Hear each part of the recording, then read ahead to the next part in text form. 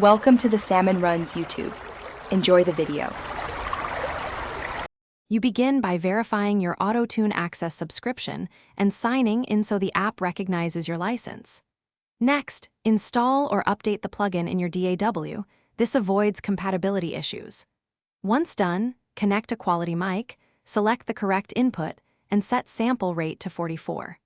1 or 48 kHz with 24-bit depth, so pitch detection is accurate. Make sure your buffer is reasonable, low enough for monitoring, but stable for recording. Then create a new track and arm it for input. You now set the musical context. Choose the song key and scale, or enable automatic detection so Autotune locks to the right notes. Then focus on retune speed. Faster values produce robotic effect, slower values preserve expression, and balance humanize and flextune to retain vibrato and transitions.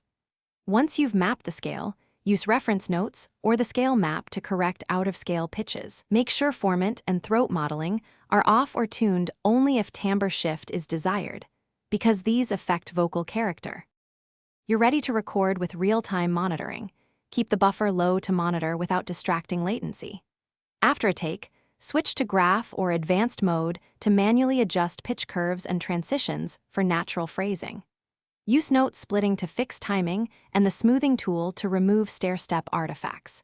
If you hear metallic or pumping artifacts, raise retune speed slightly, enable formant preservation, and check the audio chain for clipping or double processing.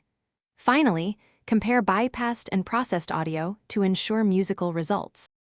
Thanks for watching. Consider subscribing if we helped you.